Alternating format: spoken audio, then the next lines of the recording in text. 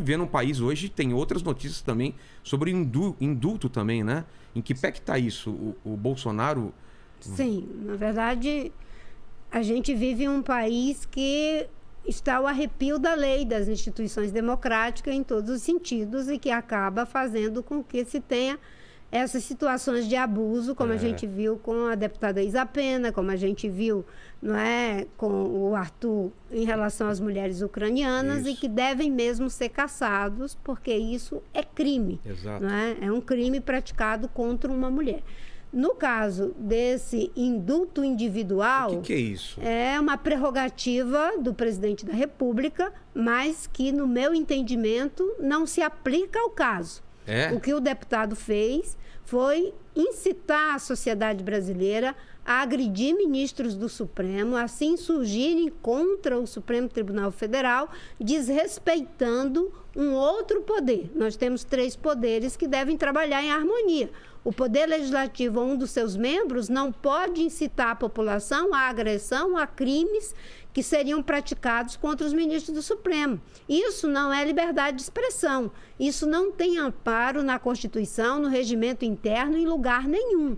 E no caso que o presidente está fazendo, no meu entendimento, não é um indulto individual como é o que está previsto na Constituição. O que ele está fazendo é um insulto institucional. O que ele está fazendo é um tumulto institucional. Ele está querendo tumultuar as instituições democráticas do país para justificar os arroubos autoritários que ele tem. Não é? Porque em seguida ele vai fazer com mais quem? Né? Exato, vai abrir um precedente abrir absurdo, o precedente, ele vai também fazer a mesma coisa com outros que fizeram o mesmo crime contra a democracia, como o caso do Roberto Jefferson, que está preso, e tantos outros. Aí realmente a gente deixa de ser o Estado democrático de direito, em que as instituições devem ser respeitadas, em que a lei deve ser aplicada em relação a todos, independente de ser pobre, de ser rico ou de partido. Não é? No caso aí, no meu entendimento, o que ele quer é um tumulto institucional, o que ele quer realmente é estressar as instituições democráticas e desviar o assunto também de problemas graves, como a questão da inflação, como o problema do desemprego, como uma série de problemas que o Brasil precisa resolver, o aumento do gás, o aumento do combustível, o aumento da gasolina, e um presidente que não trabalha, porque o Bolsonaro não trabalha. Ele fica fazendo motociata, enfim, usando dinheiro público para fazer a segurança dele.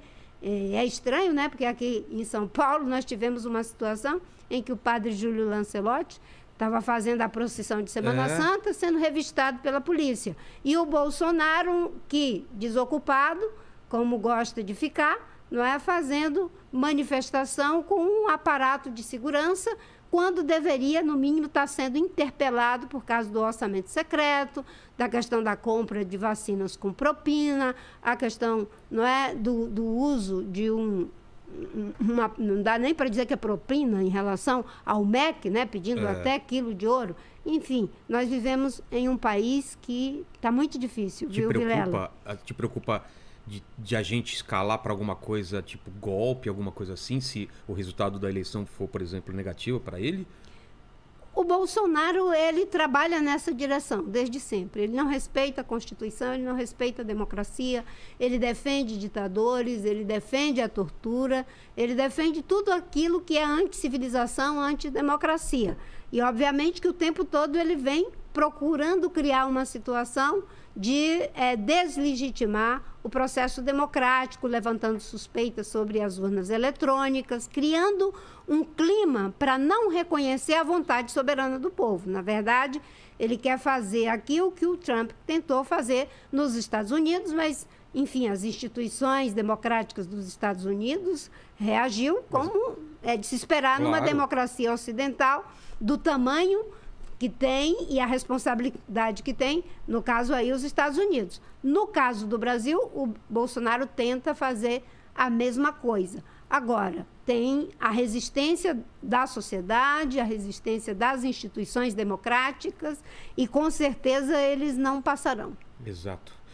O Zé estava aqui pesquisando pra gente. Apresenta o Zé aí, Marina. Quem que é o Zé? Sim, o Zé Gustavo. Zé Gustavo. É um jovem da Rede Sustentabilidade, um dos fundadores da rede, que me ajudou muito na coleta de assinaturas. Sem essa juventude, a rede nem existia. É verdade? Ô Zé, o que você estava pesquisando a gente antes de começar aqui? Porque a gente foi pego meio de surpresa. Aconteceu agora esse negócio do indulto, né? Eu achei que era mais uma bravata e tal, mas parece quando eu desci no avião, tava já tava esse insulto institucional já.